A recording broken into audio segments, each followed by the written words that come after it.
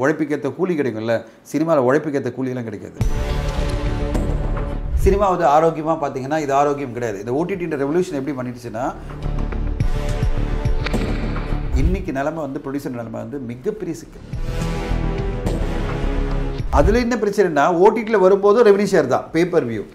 நீங்கள் பார்த்தா தான் பணம் ப்ரொடியூசருக்கு, பார்க்கலன்னா. ஆனால் இன்றைக்கி மைண்டு ஃபுல்லாக எல்லாருக்கும் என்ன ஆகிடுச்சுன்னா, ஒவ்வொரு திரைப்படத்தையும் ட்ரெய்லர் பார்க்கும்போதே அவங்க டிசைட் பண்ணிடுறாங்க, இது திரையரங்குக்கான படமா இல்லை வீட்டில் பார்க்க வேண்டிய படமா.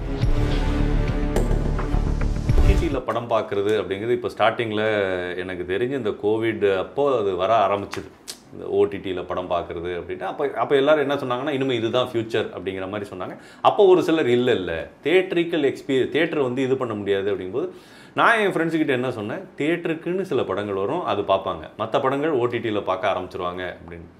எனக்கு என்ன டவுட்டுனா, ஒரு சில படங்கள் தியேட்டரில் பார்க்கும்போது நல்லா இல்லாமல் இருக்கும், பட் அதே வந்து ஓடிடியில் இது வரும். லைக்வைஸ் முன்னாடி இந்த டிவியில் வரும்போது பார்த்து தான். இதுக்கு எனக்கு ஒரு ஒப்பீனியன் ஒன்று உண்டு. உங்களுடைய பார்வையில் இது என்ன? நீங்கள் இன்றைக்கி நாங்கள் இப்போ சமீபத்தில் ஒரு ஆர்டிக்கல் இதை டீட்டெயில் பண்ணியிருந்தோம், தியேட்டரிக்கல் எக்ஸ்பீரியன்ஸ் எவ்வளோ முக்கியம் அப்படின்னு சொல்லிட்டு. மக்கள் என்ன நினைக்கிறாங்கன்னா, எனக்கு தியேட்டர் அனுபவத்துக்கான ஒரு படமாக நீ கொடுத்தீங்கன்னா நான் தியேட்டர் தான் பார்ப்பேன். ஓகே, அது எப்படிப்பட்ட படம் அப்படின்றதுக்கு வந்து டெஃபினேஷனாக கொடுக்க முடியாது. ஆனால் ஒரு எக்ஸ்ப்ளனேஷன் கொடுக்கலாம். ஒரு புஷ்பாட்டு மாதிரி ஒரு படம், ஒரு கூலி வரப்போகிற படம் மாதிரி, ஒரு கிராண்டியரான ஒரு படம், பல ஆர்டிஸ்ட் இருக்கிற படம், ஒரு திரையரங்க அனுபவத்தை எனக்கு கொடுக்க போகிற படம் அப்படின்னா அந்த படத்தை வந்து ஆன்லைன் புக்கிங் பண்ணிவிடுவாங்க. அடுத்ததாக ட்ரெயிலர்லேயே அவங்க டிசைட் பண்ணுறாங்க, இது திரையரங்க அனுபவத்துக்கான படம் இல்லைன்னு. சில படங்களை பார்த்தோன்னே டிசைட் பண்ணிடுறாங்க, இது வந்து ஓகே, இது ஓடிடியில் வரும்போது பார்த்துக்கலாம், அவ்வளோ ஒன்றும் கிரேட் சினிமா கிடையாது. ஏன்னா ட்ரெயிலர்லேயே எனக்கு தெரிஞ்சிச்சு இது வந்து ஒரு சாதாரண சினிமா. அப்போது இந்த படத்தை நான் எதுக்கு திரையரங்கில் போய் பார்த்து என் செலவு பண்ணணும்? இப்போ நான் ஏற்கனவே செலவை பற்றி பேசணும், இவ்வளோ செலவாகும் எனக்கு, பிளான் பண்ணி போகணும் அப்படின்ற ஒரு எண்ணம் இருக்குல்ல. இப்போ இது வந்து 2019 வரையும் இல்லை. ஏன்னா அப்போ வந்து ஓடிடி என்பது மிக பெருசாக தாக்கமாக இல்லை. கரெக்ட். அப்போ சேட்டலைட் வரும், எப்போ வரும்? 100 days கழிச்சு வரும். அதுக்கு முன்னாடி நான் படத்தை பார்க்கணுன்றதுக்காக எல்லாருமே திரையரங்கில் தான் பார்க்கணும்னு நினச்சாங்க. அப்போ இதுவும் ப்ராக்சியும் நிறைய இதுவாக இருந்தது, எல்லாமே படங்கள்லாம். இப்போ என்ன ஆயிடுச்சுன்னா, அந்த திரையரங்க அனுபவம் ஓடிடி அனுபவம்ன்ற 2 அனுபவங்கள் டிவைட் ஆகிடுச்சு. 2019 வரையும் அப்படிப்பட்ட அனுபவங்கள் இல்லை, ஒரு அனுபவம் தான் திரையரங்க அனுபவம். அது பிறகு சேட்டலைட்டில் பார்க்கலாம். ஓடிடி என்பது அப்படி இப்படி சின்னதாக வந்துட்டு இருந்தது. ஆனால் இன்றைக்கி மைண்டு ஃபுல்லாக எல்லாருக்கும் என்ன ஆகிடுச்சுன்னா, ஒவ்வொரு திரைப்படத்தையும் ட்ரெய்லர் பார்க்கும்போதே அவங்க டிசைட் பண்ணிடுறாங்க, இது திரையரங்குக்கான படமா இல்லை வீட்டில் பார்க்க வேண்டிய படமா, வீட்லேயோ இல்லை மொபைலையோ பார்க்க வேண்டிய படம். அது எப்படிச்சுன்னா, மொபைலில் பார்க்க வேண்டிய படம் இன்றைக்கி எக்கச்சக்கம் பேர் மொபைலில் பார்க்குறாங்க. மொபைல் நீங்கள் பார்த்தீங்கன்னா டிரைவர்லேருந்து எல்லாருமே மொபைலில் டவுன்லோட் பண்ணிட்டு அந்த படத்தை பார்க்குறாங்க. அப்போது அவங்க மைண்ட் செட் என்ன ஆகிடுதுன்னா, இது ஒன்றும் பெரிய படம் இல்லை, இது போய் திரையரங்கில் பார்க்கணுன்னு. அப்போது responsibility is on the producer and the director to give the theatrical experience. Theatrical experience எல்லாமே கிராண்ட் படமாக இருக்கணும்னு அவசியம் இல்லை. ஒரு டூரிஸ்ட் ஃபேமிலி மாதிரி ஒரு படம், அதுதான் இப்போ சொல்ல வந்தேன். ஒரு லிட்ரலி ஒரு தலைவன் தலை மாதிரி ஒரு படம். இப்போ சமீபத்தில் இந்த படங்களில் ஒரு மீடியம் பட்ஜெட்டில் எடுக்கப்பட்ட படங்கள் வந்து இவ்வளோ பெருசாக ஓடின படங்களை இந்த எக்ஸாம்பிளாக வச்சுக்கலாம். எல்லாமே பெரிய படங்கள் மட்டும் கிடையாது. ஏன்னா டூரிஸ்ட் ஃபேமிலி வந்து என்ன சொன்னாங்கன்னா, என் ஃப்ரெண்ட்ஸ் என்ன சொன்னாங்கன்னா, ஓடிடியில் வர்றதுக்கு முன்னாடி இது முடிஞ்சால் நீ தேட்டரில் போய் பார்த்துரு அப்படின்னா. ஆனால் அந்த தேட்டருக்கு நான் ஃபேமிலியோட போய் உட்காந்து பார்க்கும்போது அந்த ஃபீல் இருக்குது தெரியுமா. இப்போது அன்பே சிவம் படம் வந்து தேட்டரில் வந்தப்போ நல்லா இல்லை அப்படின்னு ஒரு மாதிரி ஒரு மிக்சட் ஒப்பீனியன் சொன்னவங்கலாம் இன்னைக்கு தூக்கி வச்சு கொண்டாடுறாங்க. அதுக்கு ரீசன் என்னவா இருக்கும் நீங்க நினைக்கிறீங்க?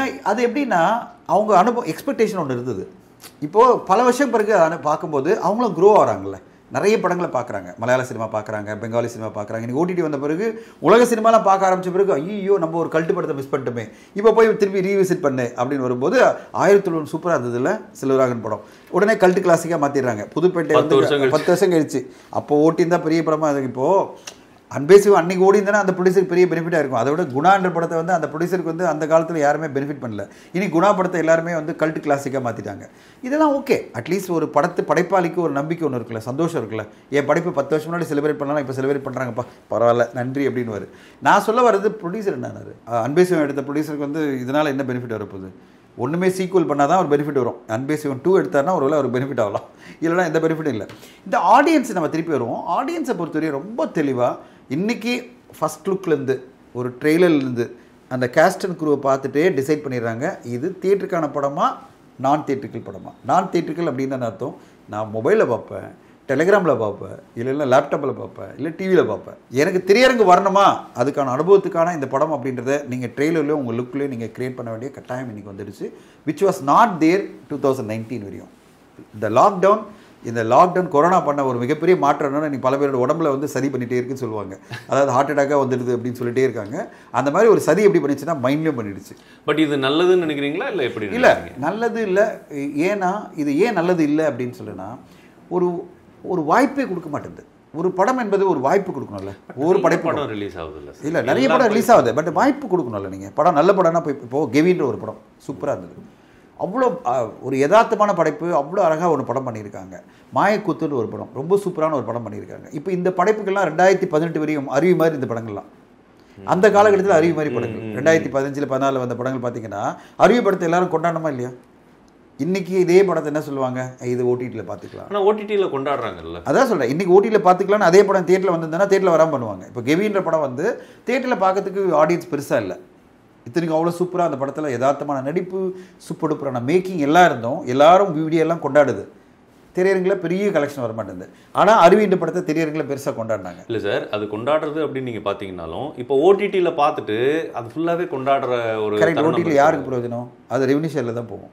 ஓடிடி யாரும் வாங்க மாட்டாங்க. ப்ரொடியூசருக்கு அதனால் ஒரு இது இல்லை. ப்ரொடியூசருக்கு எங்கே பெனிஃபிட் ஆகும்? வாங்குறதுக்கு ஆள் இல்லைல்ல. வாங்கணுமா இல்லையா? யாருமே வாங்க மாட்டோம். அதில் என்ன பிரச்சனைனா ஓடிடியில் வரும்போதும் ரெவன்யூ ஷேர் தான், பேப்பர் வியூ. நீங்கள் பார்த்தா தான் பணம் ப்ரொடியூசருக்கு, பார்க்கலன்னா எல்லா படமும் ஃபஸ்ட்டு வாங்குறதே கிடையாது. ஓடிடி பொறுத்தவரையும் பார்த்தீங்கன்னா இப்போ லாஸ்ட் இயர் பார்த்தீங்கன்னா ஒரு 841 படங்கள் வந்திருக்கு சொன்னல. அதில் 132 திரைப்படங்கள் தான் வந்து ஓடிடி வந்திருக்கு படம். 109 படம் வரவே இல்லை. வந்ததே பாதி தான். அந்த 132 படத்தில் நீங்கள் பார்த்தீங்கன்னா ரெவன்யூ ஷேர் மூலமாக வந்த படம் பார்த்தீங்கன்னா 80 படம். பார்த்தா தான் காசு. மீதி படம் நம்ம சொல்கிறது பார்த்தீங்கன்னா 131 திரைப்படத்தில் 50 படம் 40 படம் தான் வந்து வாங்கினது. இத்தனை பிளாட்ஃபார்ம் சேர்ந்து வாங்கினது 40-50 படம் தான். இது எங்களுக்கு ஒரு புது மீதி ஓடிடியில் வந்ததுன்னா வாங்கினது நினச்சிக்காதீங்க. அதில் ஓடிடியில் வந்த படத்தில் 60% படங்கள் வந்து 64% அனலைஸே பண்ணி போட்டிருக்கோம். இப்போ லாஸ்ட் இஷ்யூவில் அனலைஸ் பண்ணி போட்டிருக்கோம். த்ரூ ரெவன்யூ ஷேரில் 61% படங்கள் பார்த்தாலே பகீர்ந்து. அதாவது ஓடிடியில் வர எல்லா படங்களும் ஃபஸ்ட்டு ஓடிடியில் வர்றதே பார்த்தீங்கன்னா 50% படங்கள் தான். அந்த 50% படங்களில் 61% படங்கள் வந்து ரெவன்யூ ஷேரில் தான் வருது.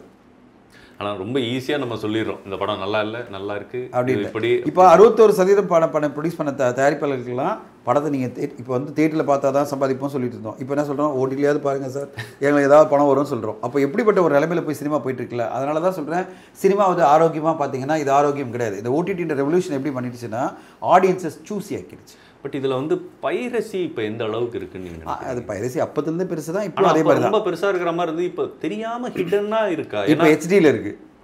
அப்போ வந்து டிவிடியில் இருந்தது, இப்போ ஹெச்டியில் இருக்குது. ஹெச்டி எப்படின்னா இப்போவும் படங்கள் பயங்கரமாக டெலிகிராம் ஆப்பில் வந்து ஹெச்டியிலே வந்துடும். சார் பயங்கரமாக அப்டேட்டில் இருக்கீங்க. நான் அது ஹெச்டி எப்படி வருதுன்னா நீங்கள் ஒன்றுமே கிடையாது. ஒரு திரைப்படம் ஓடிடியில் வெளியாச்சு வச்சிங்களேன், அன்றைக்கி நைட் ட்வீட் வரும் பாருங்கள். என்ன தெரியுமா வரும், பொட்டி வந்துடுச்சு.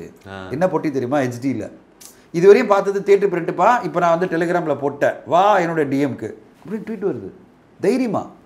அந்த ட்வீட்டில் பார்த்தீங்கன்னா அவன் சொல்கிறான் டிஎம்ல வா என்னோட டெலிகிராம் ஆப்புக்கு வாடுறான். டெலிகிராம் உள்ளே போனால் வந்து ஹெச்டியில் எல்லாருக்கும் ட்ரான்ஸ்ஃபர் பண்ணுறான். என்ன ஆகுதுன்னா டெலிகிராம் ஆப்பில் பார்க்கும்போது வியூ பேப்பர் வியூ அதில் அங்கேயும் அடிப்படுது. ஏன்னா பேப்பர் வியூவில் யாரும் பார்க்குறதே இல்லை, ஹெச்டியில் ஃப்ரீயாக பார்த்துட்டான்ல.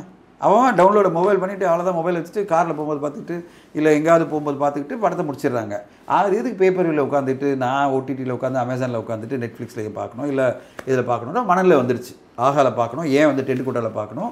சன்னெக்ஸ் இப்போ பேப்பர் வியூ கொடுக்குறாங்க, அதுவும் அதே தான். சன்னெக்ஸில் வந்த உடனே மறுநாள் டவுன்லோட் பண்ணி போட்டுறான். ஓடிடி என்பது எல்லாமே ஒரே மாதிரி தான். ஓடிடின்றது ஓடிடியில் வந்துருச்சா அப்படின்னா அர்த்தம் ஹெச்டியில் படம் வந்துருச்சு. டவுன்லோட் பண்ண உடனே டவுன்லோட் பண்ண ஊருக்கெல்லாம் ஷேர் பண்ண லட்சக்கணக்கான பேர் பார்த்துட்டோம். இவர் சோசியல் சர்வீஸ் பண்ணுறது, ஃப்ரீ எக்கானமி, அதாவது ஃப்ரீ ட்ரேட் மாதிரி. அவருக்கு சந்தோஷம் என்னன்னா அவன் வந்து ஹெச்டியில் டவுன்லோட் பண்ண முடிஞ்சுது அவனால், அவன் அதை ஊருக்கெல்லாம் ஷேர் பண்ணுறான். அவன் வந்து இதனால் எந்த ப்ரொடியூசர் பாதிக்கப்படுறாருன்னு பற்றி கவலையப்படுறது கிடையாது. முன்னாடி பைரசியில் எப்படின்னா ஆன்லைனில் பைரசி வரும், இல்லைனா டிவிடியில் வரும். அதாவது கொஞ்சம் ஓரளவு வேறு மாதிரி இருந்தது. இப்போ எப்படின்னா அப்படியே வித்தின் நோ டைம் படம் வெளியான 3வது மணி நேரம் ஓடிடியில் 12 மணிக்கு வரும் ப்ரீமியர். 4 மணிக்கு பார்த்தீங்கன்னா ஹெச்டி குவாலிட்டியில் எல்லாருக்கும் போயிட்டே இருக்கும். இப்படிப்பட்ட ஒரு உலகத்தில் எவ்வளோ பெரிய ஒரு சிக்கலான உலகத்தில் வந்து மாட்டியிருக்கோம் பாருங்கள். அதாவது நீங்கள் படம் எடுத்தீங்கன்னா உங்கள் படத்தை வந்து மக்கள்கிட்ட கொண்டு போய் சேர்க்கறது ஜென்யூனாக. இதை சொன்னோம்னா என்ன சொல்லுவாங்கன்னா அப்படி நீங்கள் படம் எடுக்கணுமா அப்படி தான் சொல்லுவாங்க. ஆனால் அதுதான் முதல்ல ஆரம்பிக்கும் போது நான் சொன்னேன், எல்லாருமே சின்சியராக தான் ட்ரை பண்ணுறாங்கப்பா.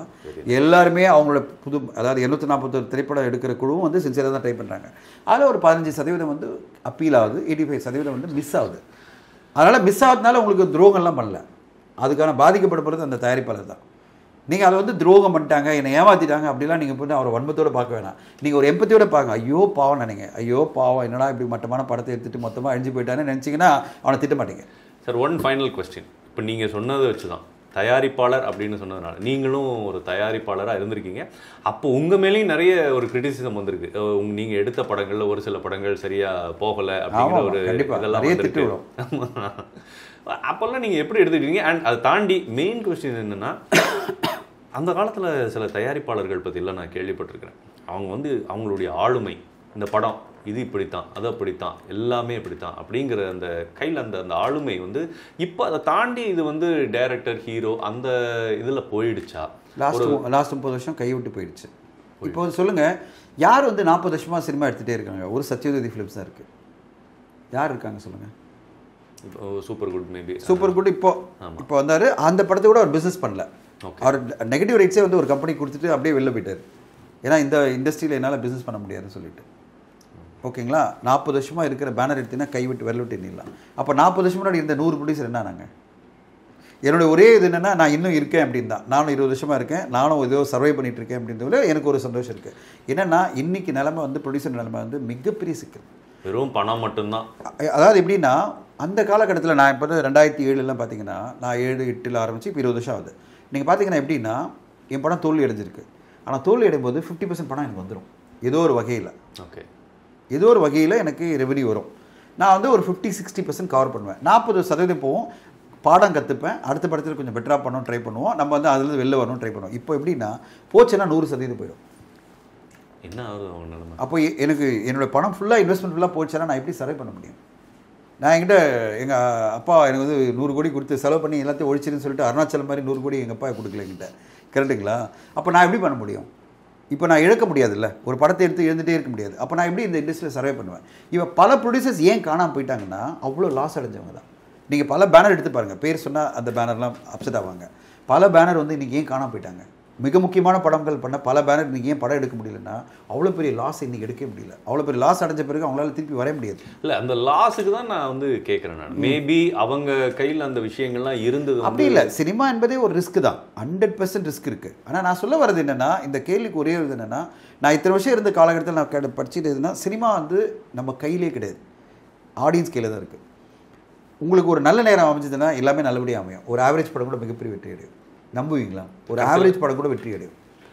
ஓகே, உங்கள் நேரம் நல்லா இருந்ததுன்னா, உங்களுக்கான ஒரு பாசிட்டிவான ஒரு டைம் இருந்ததுன்னா. எனக்கு வந்து ஒரு ஜோசியர் சொன்னார், அந்த படம் பேர் அந்த இது சொல்ல வேணாம், அவர் சொன்னார் என்கிட்ட வந்து, இந்த டிஸ்ட்ரிபியூட்டருக்கு பாருங்கள், இந்த படம் இந்த தேதியில் அவர் வெளியிடுவார், மிகப்பெரிய சக்ஸஸ் அடைவார் அப்படின்னு என்கிட்ட சொன்னார். எக்ஸாக்ட்லி அது நடந்தது. அவருக்கு ஒரு பெரிய படம் கிடச்சிது, அந்த பெரிய படத்தை அந்த தேதியில் அவர் ரிலீஸ் பண்ணுறாரு, அந்த படம் பிளாக் பஸ்டராக மாறுது. சார், நீங்கள் டக்குன்னு வந்து டைமிங்கே அது இதுன்னு ஏன் சொல்ல வரேன்னா, சினிமா எந்தளவு உங்களை கடைசியில் சொல்ல வைக்கும்னா, அந்த டிஸ்ட்ரிபியூட்டருக்கு அதில் என்ன தெரியுமா பெரிய சர்ப்ரைஸு, நான் சொல்லிடுறேன். அந்த படத்தை வெளியிட்ட கேரளா டிஸ்ட்ரிபியூட்டருக்கு லாஸு, கர்நாடகா டிஸ்ட்ரிபியூட்டருக்கு லாஸு, ஓகேங்களா? ஓவர்சீஸ் டிஸ்ட்ரிபியூட்டருக்கு பிரேக் ஈவன் ஆச்சு. தமிழ்நாடு வெளியிட்ட இவருக்கு மட்டுமே வந்து இந்த படம் ப்ராஃபிட்டாக மாறிச்சு. ஒரு மிகப்பெரிய படம், என்ன படம் லாஸ்ட் இயர் அந்த படம், மிகப்பெரிய நடிகரோட ஒரு படம். இப்போது இதை எப்படி நீங்கள் சொல்வீங்க? கேரளா டிஸ்ட்ரிபியூட்டருக்கு லாஸு, கர்நாடகா டிஸ்ட்ரிபியூட்டர் லாஸு, ஓவர்சீஸ்க்கு பிரேக் ஈவனு, தமிழ்நாட்டை வெளியிட்ட மட்டும் மிகப்பெரிய ப்ராஃபிட் சம்பாதிக்கிறாருன்னா இது டைமிங்கா இல்லையா? கண்டிப்பாக. உங்களுக்கு ஒரு நேரம் கூடி வரணும். ஒரு நேரம் நல்லபடியாக கூடி வரும்போது அந்த ஜோசியர் என்கிட்ட சொன்னார், சார் அவர் நேரம் நல்லா இருந்தது, இங்கே வந்து கரெக்டாக ஒர்க் ஆகிடுச்சு, அவருக்கு பெருசாக சக்ஸஸ் ஆகிடுச்சுனாரு. படம் ஒரே படம் தான், அதே படத்தை தான் நான் சொல்லிட்டு இருக்கேன். எல்லா ஊர்லேயும் வேறு மாதிரி ரெஸ்பான்ஸ் எப்படி வருது? இந்த டிஸ்ட்ரிபியூட்டரோட நேரம் நல்லா இருந்தது, அவர் கிடைக்குது அப்படின்னா இது சினிமாவில் மட்டும்தான் இது நடக்கும். ஓகே, இது எப்படி மீதி பிஸ்னஸில் அப்படி கிடையாது. உழைப்புக்கேற்ற கூலி கிடைக்கும்ல, சினிமாவில் உழைப்புக்கேற்ற கூலியெல்லாம் கிடைக்காது. டைம் நல்லா இருக்கணும், உங்கள் நேரம் எல்லாம் கூடி வரணும், அமையணும். அதுக்கான ஹார்ட் ஒர்க் நம்ம பண்ணணும். நம்ம வந்து உழைச்சிட்டே இருக்கணும். நம்மளுக்கு எப்படி நேரம் வரும் தெரியுமா? ஜோசிகார்ட்ட கேட்டெல்லாம் தெரியாது. அதுவாக அமையும். அதுவாக அமையும் போது உங்களுக்கு நல்லதாக எல்லாம் அமையலாம். அது நல்லா உங்கள் நேரம் சரியில்லைன்னா நீங்கள் மாபெரும் உழைப்பை கொடுத்தாலும் கடைசியில் ரோடுக்கு வந்துடுவீங்க. இதான் சினிமா. ஏன்னா இந்த நேரம் அப்படின்றத எப்படி எடுக்கிறது அப்படின்னா, நீங்கள் உங்களுக்கு கொஞ்சம் ஸ்டடி பண்ணணும். என்னால் நான் வந்து பல பேருக்கு சொல்லியிருக்கேன், சினிமா இண்டஸ்ட்ரியில் வரணும்னா ஃபஸ்ட்டு வந்து நீங்கள் வந்து ரொம்ப ஒரு டஃப்பான மென்டாலிட்டியோடு வரணும். ரெண்டாவது, இந்த பணம் போனாலும் நான் நடுத்தருக்கு வந்துட மாட்டேன்ற எண்ணம் இருந்தால் தான் வரணும். இந்த ப்ரொடியூசர் மட்டும்தான். மொத்தமாக எல்லாத்தையும் போட்டு இது பண்ணிடுவேன். ஏதாவது மொத்தமாக எழுந்துட்டு எனக்கு வீடு போச்சு, வாசல் போச்சு, நான் எடுத்து வந்துட்டேன், அப்போ படம் எடுக்கக்கூடாது. நான் சொல்லுவேன் அப்படியெல்லாம் படம் எடுக்காதீங்க. மொத்தமாக உங்கள் படத்தை உங்கள் லைஃப் டைம் சம்பாதிச்சதெல்லாம் சினிமாவில் போட்டு அப்படியெல்லாம் வரக்கூடாதுன்னு நான் சொல்லுவேன். நீங்கள் என்ன பண்ணோம், உங்களுடைய ஒரு இன்கமாக ஒரு இந்த படத்தில் வர 1 crore போனாலும் பிரச்சனை இல்லை sir. Thank you so much sir. இவ்வளோ நேரம் உங்கள் டைம் ஸ்பெண்ட் பண்ணி எங்களுக்கு இன்னும் நிறைய விஷயங்கள் உங்ககிட்ட பேசிக்கிட்டே இருக்கலாம். இல்லை அது அப்படியே டிபேட்டில் அது மாதிரி டிஸ்கஷன் பற்றிலாம் நிறைய போயிடும். பட் எது உங்களுக்கு யூஸ்ஃபுல்லாக இருக்கோ நீங்கள் யூஸ் பண்ணுங்கள். And thank you so much for coming for the interview. Thank you.